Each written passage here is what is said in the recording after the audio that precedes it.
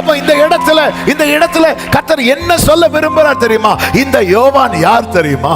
இந்த ஒட்டக தோலையும் ஆமென் காட்டு தேனையும் ஆமென் அப்புறம் வெட்டு கிளியும் சாப்பிட்டுட்டு உங்க பார்வைக்கு ஒண்ணுமே இல்லாதவனாய் தெரிகிற இந்த யோவான் யார் தெரியுமா? அவன் யார் தெரியுமா? அந்த அரண்மனையில் இருக்கிறான் பாரு, அவனை விட பெரியவன். ஹalleluya. பேதுரு ஆமென், யோவானே, யாக்கோபே கேளுங்கள், இவன் யார் தெரியுமா? அரண்மனையில் இருக்கிற பிலாத்து ஏரோதுவை விட பெரியவன், அண்ணா காய்பாவை விட. நல்ல கையை தட்டி வார்த்தை வெளிப்படும் வரை வனாந்திரத்தில் காத்திருக்கிறவன்.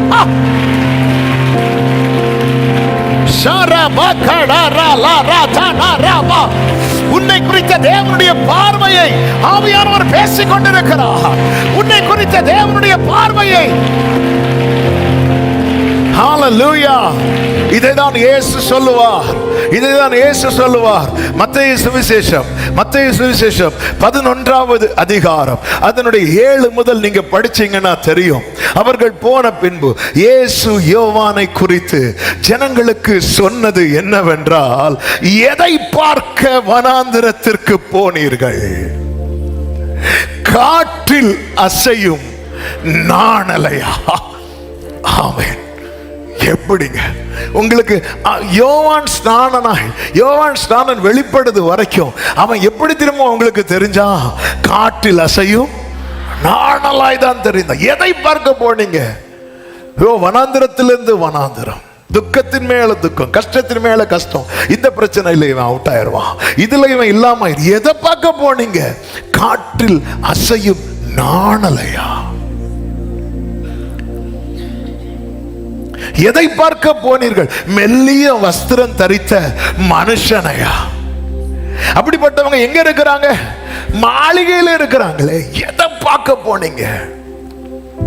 நாணல், மெல்லிய வஸ்திரம் தரித்த மனுஷன். அடுத்து அப்படி ஸ்டெப் பை ஸ்டெப்பா கூட்டிட்டே வரார். எதை பார்க்க போனீர்கள்? தீர்க்கதரிசியையோ? நாணலையான்னு கேட்கும் போது ஆண்டவர் அங்க ஆம்னு சொல்லல. மெல்லிய வஸ்திரம் தரித்த மனுஷனையான் கேட்கும் போதும் ஆண்டவர் அங்க ஆம்னு சொல்லல. அடுத்து தீர்க்கதரிசியான் கேட்கும் போது ஜனங்க ஆம்னு சொல்லாம பார்த்துட்டு இருக்கும் போது ஆண்டவர் சொல்றார், எஸ் எஸ். வனாந்திரத்தில் காத்திருக்கிற ஒவ்வொருவரையும் கர்த்தர் வைத்திருக்கிற ஆமென் ஆமென் சொல்லிட்டு சொல்றார், தீர்க்கதரிசியை பார்க்கிலும் மேன்மையுள்ளவன். இப்ப திருப்பி அந்த வேர்டுக்கு வர, மேன்மையுள்ளவனையே என்று உங்களுக்கு சொல்லுகிறேன். ஏன் ஆண்டவரே? அரண்மனையில தேசாதிபதிகள் இருக்கிறாங்க, ஆலயத்தில் அண்ணா காய்பா ஆசாரியர்கள் இருக்கிறாங்க. அப்படி இருக்க வனாந்திரங்களிலேயே ஒருவர் குடியிருக்கிறான். அவனுக்கு வார்த்தை உண்டாக காரணம் என்ன? உங்களுக்கு அவன் காற்றில் அசையும் நாணலா இருக்கலாம், எனக்கு அவன் மேன்மையுள்ளவன். எனக்கு அவன் மேன்மையுள்ளவன். என்னோடு தான் கர்த்தர் பேசுறார், நிச்சயம் உள்ளவங்க மட்டும். என்னோடு தான் கர்த்தர் பேசுறார், நிச்சயம் உள்ளவங்க மட்டும். வர்ஷிப் பண்ணுங்க, அபிஷேகம் பண்ண தேவ பிள்ளைங்க. அந்நிய பாஷைகளை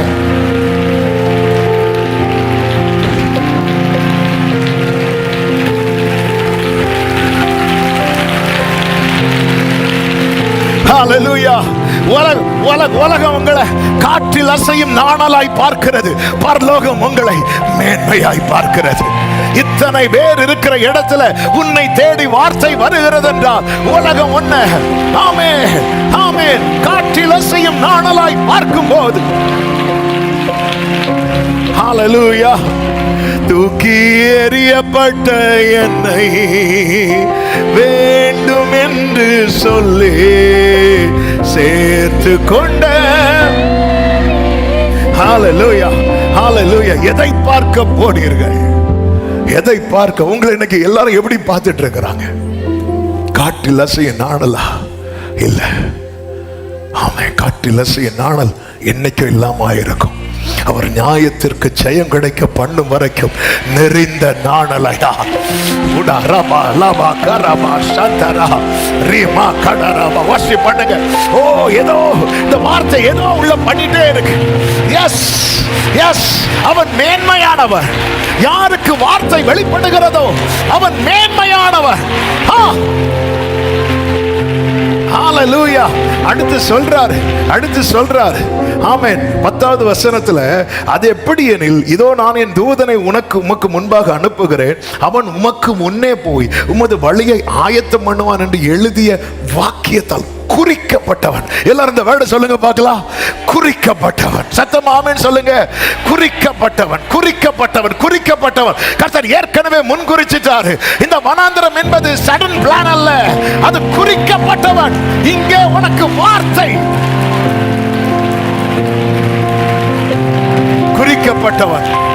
குறிக்கப்பட்டவன் அவன் உலகத்தின் பார்வையில் இந்த வார்த்தை வெளிப்படும் வரைக்கும் அவன் காட்டில செய்யும் நாணலாம். நெறிந்த நாணலை முறிக்காதவர், மங்கின திரியை அணைக்காதவர், புலம்பலை களிப்பாய் மாற்றுபவர், விடுதலை தருபவர். இந்த வனாந்திரத்துல, அதாவது வெயிலும் சரி குளிரும் சரி, சூடும் சரி குளிரும் சரி, மற்ற இடத்துல நம்ம அனுபவிக்கிறோம் தெரியுமா, இதை விட பல மடங்கு அதிகமா இருக்கும். இந்த வனாந்திர வாழ்க்கை என்பது என்ன தெரியுமாங்க, ஒரு சாதாரண மனுஷன் சந்திக்கிற பிரச்சனை இருக்கு தெரியுமா, அதை வனாந்திரத்தில் இருக்கிறவங்க டபுளா ட்ரிபிளா ஃபேஸ் பண்ணுவாங்க. இதான் இந்த வனாந்திரத்தில் யாருமே தங்கி இருக்க விரும்ப மாட்டாங்க. மற்ற எல்லாருக்கும் பிரச்சனை, எல்லாருக்கும் பிரச்சனை தான். ஆனால் இந்த வனாந்திரத்தில் இருக்கிறவங்க அதை அதிகமாக ஃபேஸ் பண்ணுவாங்க. ஆமே, வனாந்திரங்களில் இருக்கிறான் கர்த்தருடைய வார்த்தை. ஆமே. ஆண்டவர் அரண்மனையில் யாரும் இல்லையாப்பா, இருக்கிறாங்க. அதனாலதான் ஒரு ஆளை சொல்லாம 4 பேரை வரிசையா, ஏரோது, பிலாத்து, பிலிப்பு, அடுத்த பேர் வாயில வர மாட்டேங்க. ஆமே. ஆண்டவரே, ஆலயத்துல அண்ணாமும் இருக்கிறான், காய்பாவா இருக்கிறான். ஆண்டவரே, அதை ஜம்ப் பண்ணி இதை தாண்டி ஆண்டவரே உலகம் என்ன நாணலா பாக்குறாங்க, நான் உன்னை மேன்மையா பார்க்கிறேன்.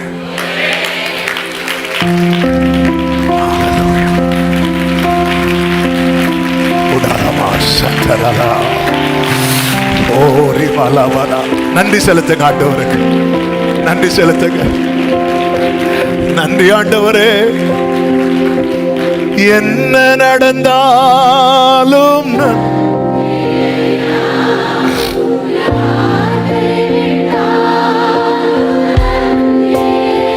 glory என்ன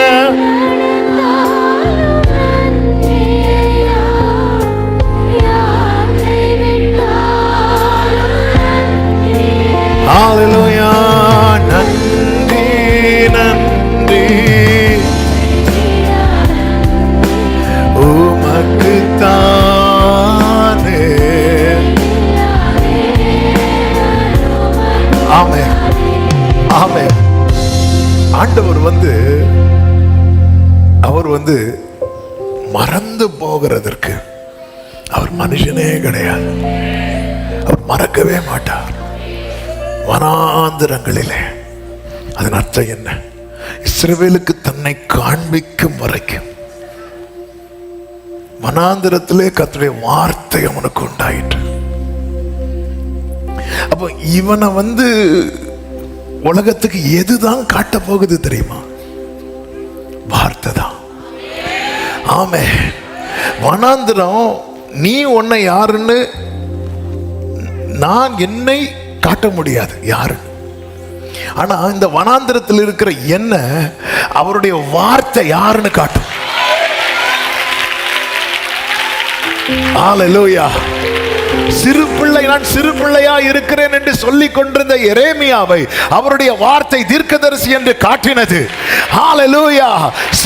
சிறைச்சாலை நடுவில் இருந்த எசேக்கியேலை அவருடைய வார்த்தை தீர்க்கதரிசி என்று காட்டினது. வனாந்திரத்திலே ஆடு மேய்த்துக் கொண்டிருந்த மோசேயை அவருடைய வார்த்தை தீர்க்கதரிசி என்று காட்டினது. கர்த்தருடைய வார்த்தை உன்னை யார் என்று காண்பிக்கும். ஆமென். நானா என்ன காட்டக்கூடாதுங்கிறதுக்கு தான் என்ன எங்க போட்டிருக்கிறார் தெரியுமா? ஹalleluya. நான் யார் தெரியுமா?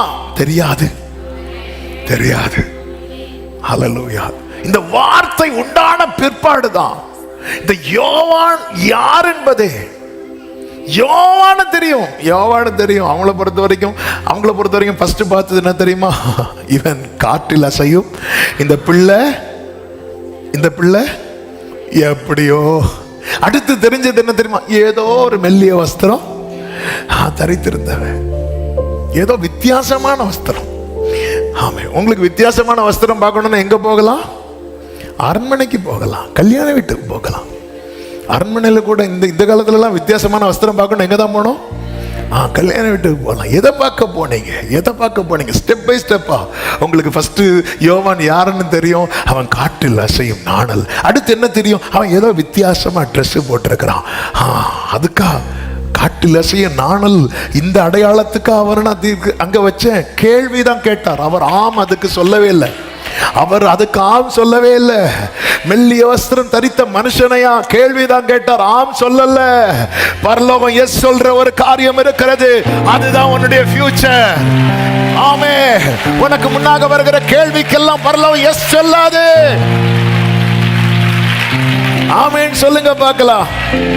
ஏன் இந்த வனாந்தரம்? கர்த்தருக்கு மகிமை உண்டாவதாக. 1 லூக்கா 1:80 அந்த வசனம் இப்படி சொல்லுகிறது. அந்த பிள்ளை வளர்ந்து ஆவியிலே பலன் கொண்டு, the child continued to grow and to become strong in spirit. இஸ்ரவேலுக்கு தன்னை காண்பிக்கும் நாள் வரைக்கும் வனாந்திரங்களிலே இருந்தான். ஒருத்தர் ஸ்பிரிச்சுவலா ஸ்ட்ராங்கா இருக்கிறான், அல்லது ஒருத்தரை ஸ்பிரிச்சுவலா ஸ்ட்ராங் ஆக்க அவனுக்கு கர்த்தர் எங்க தான் வச்சு பலப்படுத்துறார் தெரியுமா? வனாந்திரம் தேவ பிள்ளை பலவீனப்படுகிற இடம் அல்ல.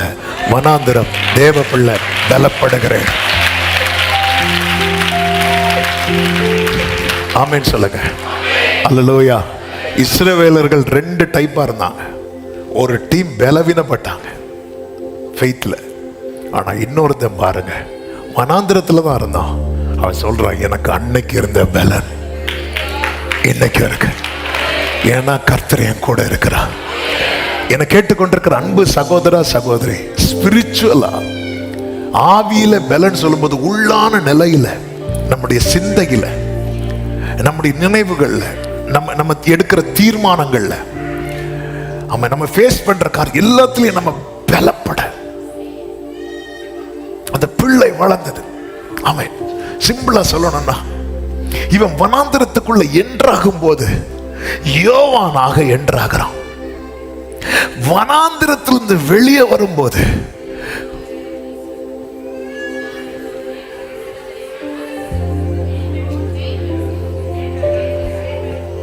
அது தீர்க்கதரிசி தான். ஆனா அவனுக்கு பேர் எப்படி இருந்துச்சு தெரியுமா?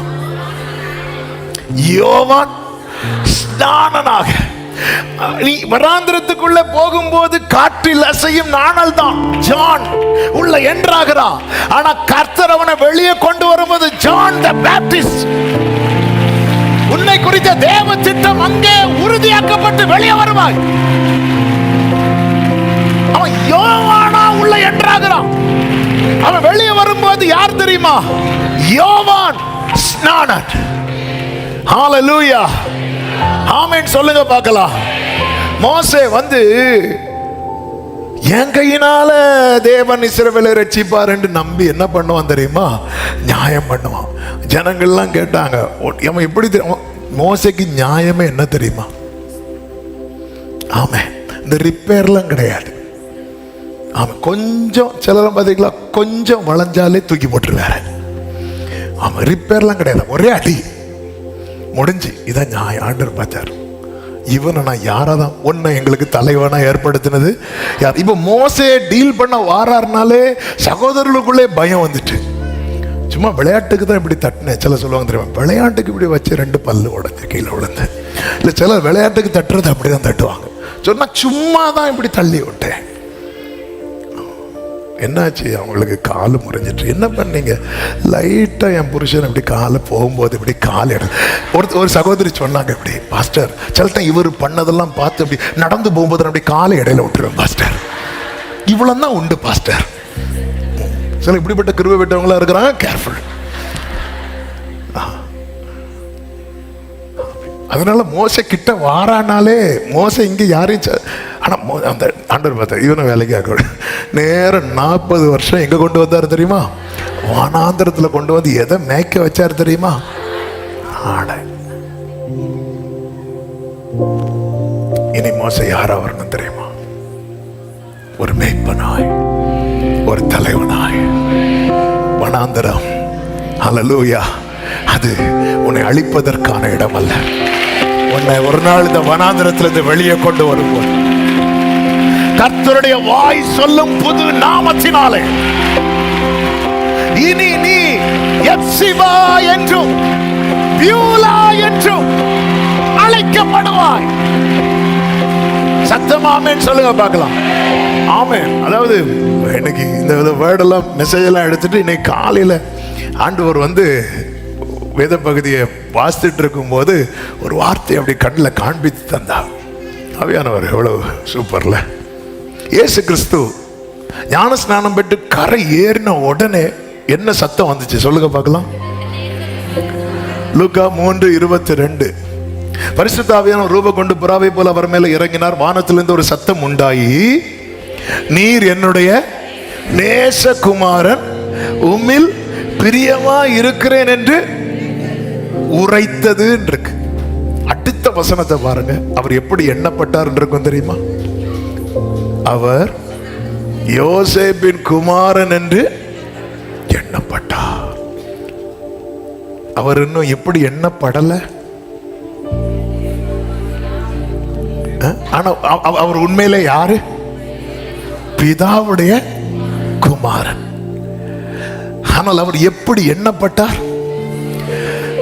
இதுதான் இன்னைக்கு நிறைய பேர் சோர்ந்து போறது. நீங்க தான் ஆண்டவர், நீங்க எனக்கு தந்தது ஹெவியா இருக்கு, ஆனா என்ன மக்கள் ட்ரீட் பண்றது? ஆமென். தாவீதின் தலையில அபிஷேகம் வைக்கப்பட்டது முதல் சாட்சி யாரு? தாவீதின் வீட்டுல முதல் சாட்சி யாரு? அப்பா. அவர் என்ன தெரியுமா சொல்லுவாரு? உங்க அண்ணன் எல்லாம் யுத்தத்துல நிக்கிறான், அந்த சாப்பாடை கொண்டு கொடுத்துட்டோம். அடுத்த சாட்சி யாரு? அண்ணன். என்ன குறை சொல்றீங்க? அவன் என்ன தெரியுமா சொல்லலாம்? உன் அகங்காரமும் உன் துணிகரமும் எங்களுக்கு தெரியும். என்ன ஆண்டவரே, நீங்க நீங்க நீங்க சொன்னதே வேற, ஆனா என்ன உலகம் எப்படி ட்ரீட் பண்ணுது? அதுக்கு தான் வனாந்திரவா. இயேசு கிறிஸ்து அவர் பிதா வந்து சொல்றார், இவருடைய நேசகுமாரன், இவரில் நான் பிரியமா இருக்கிறேன். அடுத்த வசனத்துல அவர் யோசேப்பின் குமாரனாக எண்ணப்பட்டார். ஆண்டவர் பார்த்தார், அப்படியே தூக்கிட்டு எங்க கொண்டு போனாரு தெரியுமா? 4வது அதிகாரம் வனாந்திரத்துல. ஆமென்.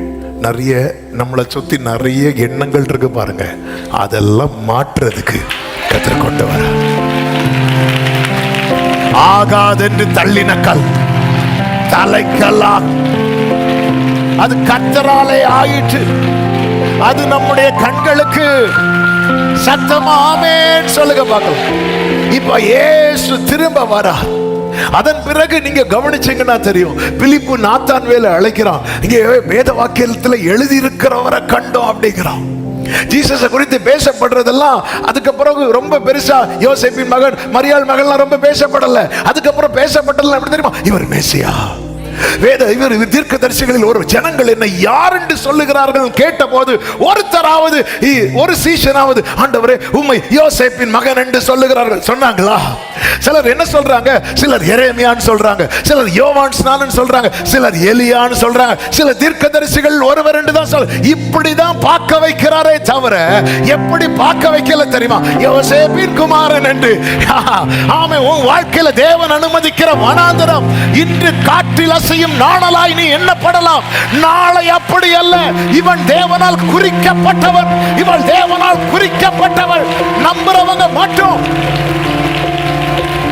உடரபா சந்தரபா லகதரபா ரீமா கரா ஹண்டரா லரா தரா.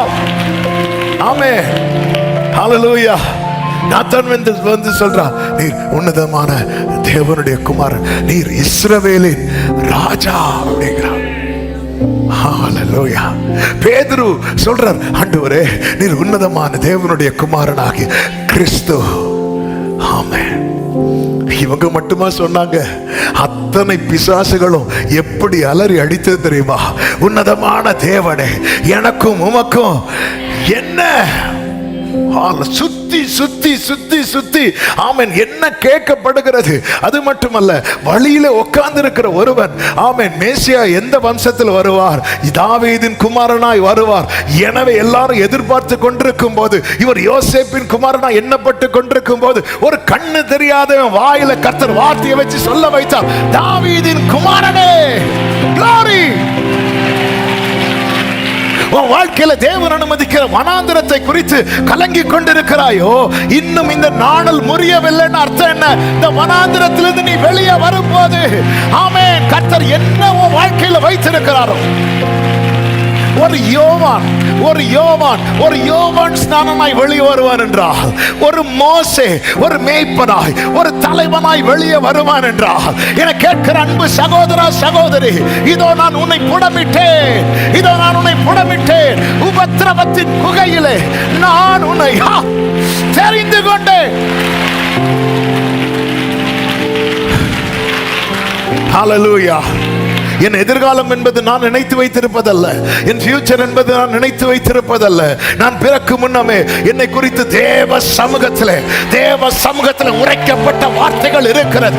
அது நிறைவேறும்படிக்கு கர்த்தருடைய கரம் என் மேல் இருக்கிறது. நான் நம்புகிறேன், இந்த வனாந்திரம் என் முடிவு அல்ல. சொல்லுங்க வாயை திறந்து, இந்த வனாந்திரம் என் முடிவு அல்ல. என்னை அவர் விருப்பப்படி மாற்றுவதற்கான இடம். என்னை அவர் விருப்பப்படி, வனாந்திரம் அல்ல, வனாந்திரங்கள். ஹல்லேலூயா, ஹல்லேலூயா, ஆமென். வனாந்திரங்கள். வார்த்தை வந்ததும் வேதம் சொல்லுகிறது, 5-6 வசனங்கள், லூக்கா 3வது அதிகாரம் 2வது வசனத்துல தேவனுடைய வார்த்தை உண்டாயிட்டு. 3வது வசனத்தில் அப்பொழுது 5 கடைசில ஏசாயா தீர்க்கதரிசியின் ஆகமத்தில் எழுதியிருக்கிற பிரகாரம் 6வது வசனம், அவன் யோர்தான் நதிக்கு அருகான தேசம் எங்கும் போய். வனாந்திரத்தில் இருக்கிறவன் இப்ப எது பக்கத்துல போறான் தெரியுமா? நதி பக்கம். எல்லாரும் கரெக்டா சொன்னீங்க, சூப்பரா சொன்னீங்க, 100 மார்க். ஹல்லேலூயா. இதுவரை அவன் எதை மட்டும் தான் பார்த்துட்டே இருக்கிறான் தெரியுமா? வனாந்திரம், வனாந்திரம், வனாந்திரம். இப்போ ஒரு கேள்வி கேட்கிறேன், எழுதி இருக்கிற பிரகாரம்னா எப்போ எழுதப்பட்டது? யாரை வச்சு எழுதப்பட்டது? ஏசாயா, அதாவது இயேசு கிறிஸ்து பிறப்பதற்கு ஒரு 400 ஆண்டுகளுக்கு முன்னாடி எழுதி வச்சது. 600, ஒரு 400 இயர்ஸ்னு வச்சுக்கோங்களேன். 400, அதுக்கு குறைவா இருக்காது. 400 இயர்ஸ்க்கு முன்னாடி 400 இல்லை 600 ஆண்டுகள் இருக்கும். ஏன்னா கடைசி சகரியா தீர்க்கதரிசிக்கு அப்புறம் ஏறக்குறைய 400 ஆண்டுகள் எப்படிப்பட்டதாக இருக்குது? இருண்ட காலமாக தான் இருக்குது. அதுக்கு 600 ஆண்டுகளுக்கு முன்னாடி ஏற்கனவே எழுதி வச்சுட்டாரு. அது உரைக்கப்பட்டு தெரிச்சு. ஆனா அந்த வேர்டு உண்டாகும் பாருங்க, அந்த ரிவீல் அது வரைக்கும் வெயிட் பண்ணணும். எப்படி உண்டாகும்? அதான் வார்த்தை என்னவா மாறுச்சு. அதே மாதிரி வார்த்தை எனக்குன்னு எதுவா மாறுமோ அது மாறும். அதாவது பரத்திலே தொனிக்கப்பட்டது. அது ஆசரிப்பு கூடாரத்தின் ஆலயத்தின் மகா பரிசுத்த ஸ்தலத்தில் உரைக்கப்பட்டது. அந்த வேர்டை சுமந்து கொண்டு யார் வரா தெரியுமா? சகரியா வரா. யோவான் பிறந்த போது சகரியா வாயில் அந்த வார்த்தைகள் என்ன செய்கிறது? உரைக்கப்படுகிறது. உரைக்கப்பட்ட வார்த்தை ஒரு நாள் வந்தபோது யாருக்காக உரைக்கப்பட்டதோ அவனுக்குள்ளே உண்டானது. ஹல்லேலூயா. பரத்திலே உண்டானது, சமூகத்திலே உரைக்கப்பட்டது, வேளை வரும்போது எனக்குள்ளே உண்டாகும். நீங்க இந்த வெளிப்படுத்தின விசேஷம் படிச்சீங்கன்னா, நீங்க வீட்டில் போய் படிங்க. அந்த பார்க்கும்போது அந்த ரெஃபரன்ஸ் எல்லாம் இல்லை. இது நீங்க நல்லா கவனிச்சீங்கன்னா தெரியும். இயேசு கிறிஸ்து யாருக்கு கொடுக்கிறார் தெரியுமா? தூதனை கொடுக்கிறார். தூதன் அதை யார்கிட்ட சொல்றார் தெரியுமா? யோவானுக்கு சொல்றார். யோவான் அதை யாருக்கு கொடுக்கிறார் தெரியுமா? சபைக்கு. நீங்க இந்த ஆர்டர்லாம் பார்த்தீங்கன்னா, இந்த மெசேஜ் வந்து கன்வே பண்றதுக்கு இப்படி வந்துட்டே இருக்கும். பரத்தில் துணிக்கப்பட்டது. திரும்ப சகரியா அவர் யோவானுக்கு அப்பானாலும் அவர் வந்து யோவானுக்கு பாஸ்டரும் யாரு தான்? சகரியா தான். உரைக்கப்பட்டது. உரைக்கப்பட்டாச்சுல, வெயிட் பண்ண, ஒரு நாள் அது உனக்குள்ள உண்டாகும். அப்ப நீ எழும்புவ. நீ எங்க இதுவரை நீ பார்த்தது வனாந்திரம், இனி நீ பார்க்க போகிறது நதி. ஹல்லேலூயா, ஹல்லேலூயா, ஆமென் சொல்லுங்க பார்க்கலாம். இவன் என்ன பண்றான் தெரியுமா? ஆமென், ஆமென். நிறைய பேசணும் இன்னும். ஆமென். இவன் நதி இறங்க உட்கார்ந்துட்டு அடுத்து என்ன பண்ற தெரியுமா? நதியில இறங்குறார். நதியில இறங்கின போது இவன் நதியில இறங்க ஆரம்பிச்சதும் ஒரு பெருங்கூட்டம் நதியில இறங்க ஆரம்பிக்குது. அநேகருடைய ஆசீர்வாதத்துக்கான டோரா இந்த யோவான மாற்றதா. அநேகருடைய ஆசீர்வாதத்துக்கு நிறைய பேர் இறங்கிட்டே இருக்கிறாங்க, இறங்கிட்டே இருக்கிறாங்க, இறங்கிட்டே இருக்கிறாங்க. இந்த வனாந்திரம் இதுவரை இவனுடைய வாழ்க்கை வனாந்திரம் வனாந்திரம் வனாந்திரம் என்று இருந்தது. இப்பொழுது வாழ்க்கை எப்படி மாறும் தெரியுமா? வனாந்திரத்தில் இருந்து, வனாந்திரத்திலே கூப்பிடுகிறவனுடைய சத்தம், வனாந்திரத்தில் இருந்து அந்த வேர்டு ரிவீல் ஆகும் பாருங்க, வார்த்தை வெளிப்படும் பாருங்க. அதன் பிறகு அப்படியே நதி ஓரம். மனுபுத்திரனே இதை கண்டாயா? எப்படி அன்று எசேக்கியேலை கூப்பிட்டு காண்பித்து கொடுத்தார். மனுபுத்திரனே இதை கண்டாயா? இதெல்லாம் உறுதிப்படுத்த ஒரு கூட்டம் தண்ணீரில் இறங்கினார்கள் அல்லவா? அந்த கூட்டத்தில் பின்னாக ஒருவர் வந்து நிற்கிறார். அது யார் தெரியுமா? இதற்கெல்லாம் காரணராகிய, இதற்கு எல்லாமே காரணராகிய இந்த பிள்ளை எதுவரைக்கும் வனாந்திரத்தில் இருக்கணும் தெரியுமா?